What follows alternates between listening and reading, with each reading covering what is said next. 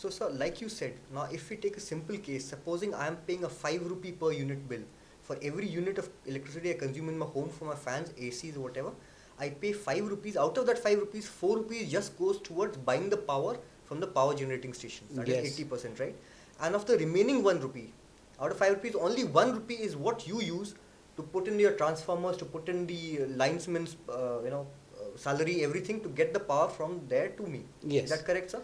That And that out would of be. that, and out of that, out of the entire business operation, you're taking back only 16% as your return on capital, the money that you put into the entire operation. Is that correct, sir? Very good. Now, I give you a further addition on that. Ideally, I would have on a revenue of 5 rupees and a power purchase of 4 rupees, 1 rupee available.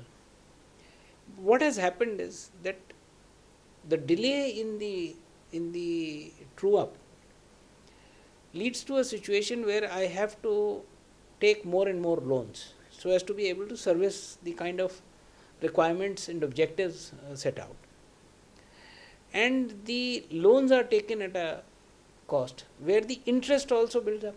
Right. So if in a given situation where my tariff would have been 5 rupees on a power purchase cost of 4 rupees, I add in the interest component and the power purchase itself goes and the tariff itself goes up to 5 rupees 60 paise. Right. Now that's the interest component which the consumer is paying because the true up has not been done earlier. If the true up had been done earlier, there would have been no need for me to go to the banks. There would have been no need for me to service that interest. So there are several things in the build up to the tariff which I think are essential for a consumer group, consumers and stakeholders to understand. And I think a large part of the perceptions, misconceptions arise because this has not been adequately explained to the consumers. One other thing that is of interest is that many people say that all right, your power tariff has your cost of purchasing has gone up, but so has your losses come down. That's a fact. But the increase in power purchase costs and overall quantum of the power that's going in does not compensate for the overall loss reduction. So certainly there has been a tremendous savings to the government, to the consumers on account of the loss reduction. But the increase in power purchase cost is far higher. Now, I'll give you an example. Delhi's load 3 years back was 4,000 megawatts. It went up to 4,408 megawatts. Then it went up to 4,720 megawatts. And this year, the load went up to 4,994 megawatts. And Delhi has been witnessing a 7 to 8% compounded annual growth in the peak loading, as also a 6 to 7% growth in the energy that's being input into the system. At the same time, the losses have come down. I remember from Delhi would have been about 25% aggregate 4 years back to 16% now. 16% of T&D losses. Yes. Okay. So the 9% reduction has certainly given a consumer the benefit of not having Right. to have paid for that loss of energy. Sure. But the increase in the power purchase cost and the quantum has invariably come around. And unfortunately, that is the time when there has been no tariff increase. So if we look at the cost of petroleum, consumers are also very concerned at their cost. Their petrol bills are going up. Everyone knows the case. Why this is happening is because the petroleum that you're importing from these Middle Eastern and other countries, their costs have gone up all across the world, which is why you're getting a higher fuel bill. Now the government is gradually passing on all those actual costs to consumers instead of subsidizing it, because it was untenable. Beyond a point, they could not subsidize it. Similarly, sir, is the case in power. The raw material that is coming from Indonesia, the coal and all that is coming from Indonesia, is now being benchmarked at international prices, which means it's gone up 4 times. The cost of coal that you're getting here in India, that is the only one that is cheap, but new plants are getting at much higher costs.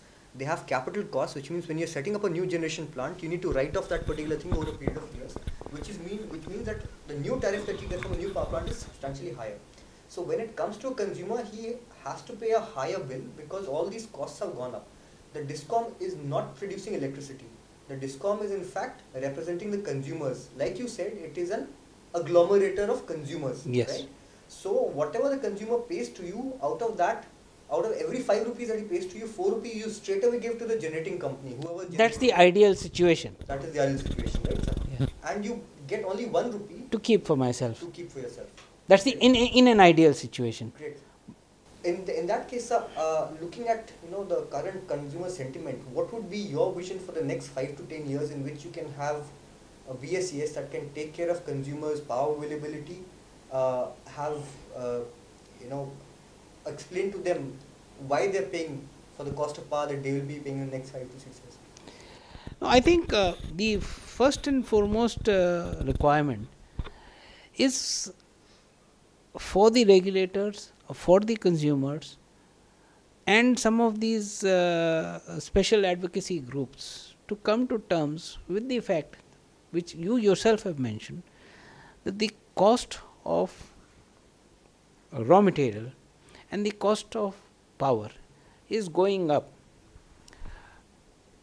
And the moment we realize the cost is going up and all the new capacities that are coming up entail a much higher cost, then what were the legacy assets where the cost was low?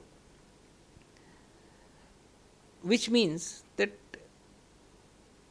the power purchase cost on an average today is, let's say, 4 rupees from all the plants added together.